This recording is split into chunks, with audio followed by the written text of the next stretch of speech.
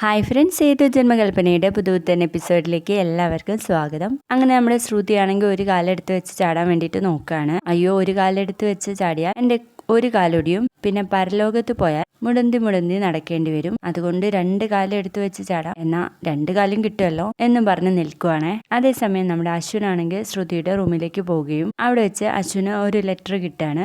അശ്വിൻ സായിറാം സാറിന് ശ്രുതികുമാരി ലക്ഷ്മി എഴുതുന്നത്: ഞാൻ കൃഷ്ണനെ സാക്ഷിയാക്കിയിട്ട് പറയുക, എനിക്ക് നിങ്ങളുടെ കൈകൊണ്ട് മരിക്കേണ്ട, അതുകൊണ്ട് ഞാൻ സ്വയം മരണം കൈവരിക്കാൻ വേണ്ടിയിട്ട് പോവാ. അതുകൊണ്ട് തന്നെ എന്നെ കൊന്ന് ജയിൽ പുള്ളിയായിട്ട് ജയിലിലേക്ക് നിങ്ങൾക്ക് പോകേണ്ടല്ലോ, എന്നെ തിരഞ്ഞു വരും വേണ്ട, ഈ കത്തും ആർക്കും കാണിക്കേണ്ട എന്നൊക്കെ പറയണേ. അതിനൊപ്പം അവിടെ കുറച്ച് സ്റ്റാർസ് പൊതിഞ്ഞു വെച്ചിട്ടുണ്ടാവും. അതൊക്കെ കൂടി കാണുമ്പോൾ നമ്മുടെ അശ്വിന് വല്ലാത്തൊരു മാനസികാവസ്ഥയിലാണ് കേട്ടോ. പിന്നെ വേഗം തന്നെ ആ ലെറ്റർ എടുത്ത് പോക്കറ്റിലിട്ട് പെട്ടെന്ന് ഓടിപ്പോവാണ്. അപ്പൊ ഇത് കാണുമ്പോൾ അശ്വിൻ മോനെ എന്ന് വിളിക്കാട്ടോ അമ്മായി. അപ്പോഴേക്കും പ്രമീള അങ്ങോട്ടേക്ക് വന്നിട്ട് ഇതെന്തിനാ അശ്വിൻ ഓടിയത്? ആർക്കറിയാം പ്രമീളടുത്തി കുറച്ചു മുൻപേ ശ്രുതിയും ധൃതിയിൽ പോകുന്നത് കണ്ടു.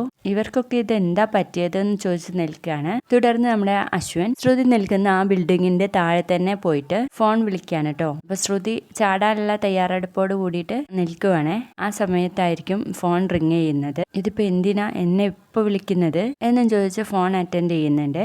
ഹലോ ശ്രുതി, നീ എവിടെയാ? അപ്പോഴേക്കും നമ്മുടെ ശ്രുതി അശ്വിനെ കാണുകയാണ് കേട്ടോ. സാർ അവിടെ നിന്ന് മാറിക്കോ, അല്ലെങ്കിൽ സാറിന്റെ പുറത്തോട്ടാവും ഞാൻ വീഴാൻ പോകുന്നത്. വാട്ട് ആർ യു ടോക്കിംഗ് ശ്രുതി? നീ എവിടെയാ? ഞാൻ സാറിന്റെ ബാക്കിൽ തന്നെ ഉണ്ട് എന്ന് പറയുമ്പോൾ നമ്മുടെ അശ്വിൻ തിരിഞ്ഞു നോക്കുവാണേ. താഴെയല്ല സാർ, മുകളിലേക്ക് നോക്കണം സാർ. ശ്രുതി, നീ അവിടെ എന്തെടുക്കുക? ഞാൻ ഇവിടുന്ന് ചാടാൻ വേണ്ടിയിട്ട് പോവാ, നീ അവിടെ നിൽക്ക്, ഞാൻ ഇപ്പൊ അങ്ങോട്ടേക്ക് വരാം എന്നും പറഞ്ഞ് ഫോൺ കട്ട് ചെയ്തിട്ട് നമ്മുടെ അശ്വിൻ ആ ബിൽഡിങ്ങിലേക്ക് ഓടി കയറാണ് കേട്ടോ. അപ്പൊ നമ്മുടെ ശ്രുതി അവിടെ നിന്ന് പറയുന്നുണ്ട്, അയാളിപ്പോ വന്നിട്ട് എന്ത് ചെയ്യാനാ? ഓ, എന്നെ ഇവിടുന്ന് ചാടാൻ സഹായിക്കാനായിരിക്കും. അങ്ങനെ ഇപ്പോ അയാൾ എന്റെ കാലിനാവണ്ട, എനിക്കിപ്പോ അങ്ങനെ ആരുടെയും സഹായം വേണ്ട, ഞാൻ ഒറ്റയ്ക്ക് ചാടിക്കോളാം എന്ന് പറഞ്ഞ് ഇങ്ങനെ കരയുന്നൊക്കെ ഉണ്ടേ. അപ്പോഴേക്കും നമ്മുടെ അശ്വിനാണെങ്കിൽ ഓടിപ്പിടിച്ച് അവിടെ എത്തുന്നുണ്ട്. ശ്രുതി, അരുത്, വേണ്ട എൻ്റെ അടുത്തേക്ക് വരരുത് എന്ന് പറയാണ് ശ്രുതി.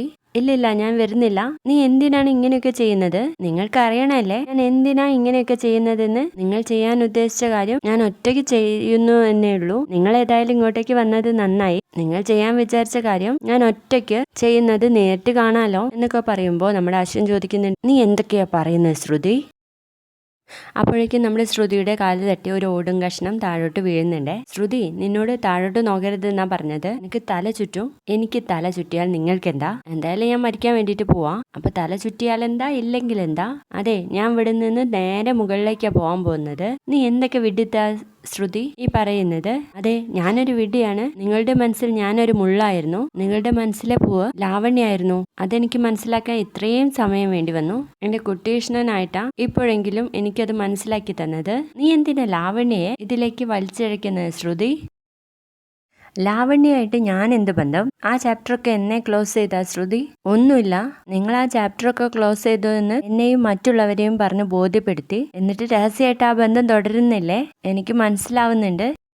ടിവിയിലെ ജ്യോതിഷമംഗതിയിൽ പറയുന്നത് ഞാൻ കേട്ടതാ. നിങ്ങളുടെ ജാതകത്തിൽ 2 വിവാഹത്തിന് യോഗമുണ്ടെന്ന്. അതുകൊണ്ടല്ലേ നിങ്ങൾ തന്ത്രപരമായിട്ട് ലാവണ്യയെ ഒഴിവാക്കി എന്റെ സമ്മതം കൂടാതെ എന്നെ കല്യാണം കഴിച്ചത്? അതും 6 മാസത്തെ കോൺട്രാക്റ്റിൽ. നിങ്ങൾക്ക് എന്നോട് ഒരു വാക്ക് പറഞ്ഞുകൂടായിരുന്നില്ലേ? ഞാൻ ഒഴിവാക്കി തരുമായിരുന്നല്ലോ. എന്നിട്ട് നിങ്ങൾ എന്താ ചെയ്തത്?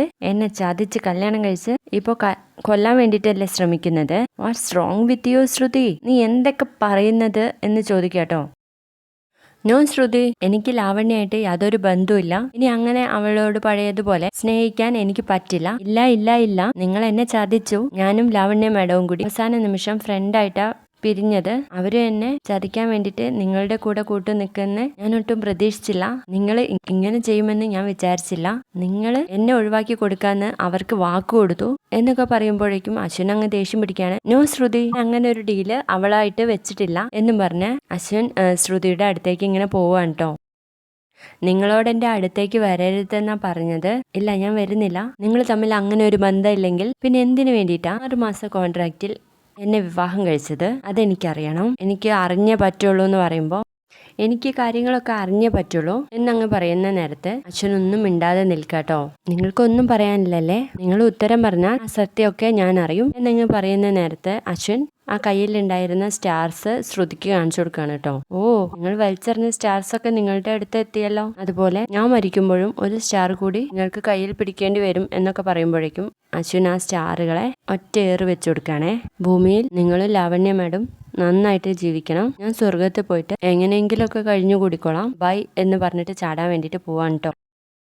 അങ്ങനെ രക്ഷിക്കുന്ന നേരത്ത് അശ്വിൻ്റെ മേലേക്ക് ശ്രുതി വീഴാണ് കേട്ടോ. അങ്ങനെ കുറച്ചു നേരം അങ്ങനെ തന്നെ നിൽക്കുകയാണ്. എന്നിട്ട് ശ്രുതി അവിടെ നിന്ന് എഴുന്നേറ്റിട്ട് അശ്വിനോട് ചോദിക്കും, നിങ്ങൾ എന്തിനാണ് എന്നെ രക്ഷിച്ചത്? എന്നെ കല്യാണം കഴിക്കാൻ കാരണം എന്താ എന്നറിഞ്ഞില്ലെങ്കിൽ ഞാൻ വീണ്ടും ഇങ്ങനെയൊക്കെ തന്നെ ചെയ്യും എന്ന് പറയുമ്പോൾ അശ്വിൻ പറയും, ഞാൻ നിന്നെ കല്യാണം കഴിച്ചത് എന്തിനാണെന്ന് നിനക്ക് അറിയണമല്ലേ? സത്യമായിട്ടും ലാവണ്യകാരനല്ല ഞാൻ നിന്നെ കല്യാണം കഴിച്ചത്. നീയും ശ്യാമുമായിട്ടുള്ള ബന്ധം എനിക്ക് ആദ്യം അറിയായിരുന്നു. അതിനൊരു തടയിടാൻ വേണ്ടി മാത്രമാണ് ഞാൻ നിന്നെ കല്യാണം കഴിച്ചതെന്ന് പറയുമ്പോൾ ഞെട്ടിത്തരിച്ച് നിൽക്കാൻ കേട്ടോ നമ്മുടെ ശ്രുതി ലക്ഷ്മി. വീഡിയോ ഇഷ്ടപ്പെട്ടാൽ ലൈക്ക് ചെയ്യുക, സബ്സ്ക്രൈബ് ചെയ്യുക. താങ്ക്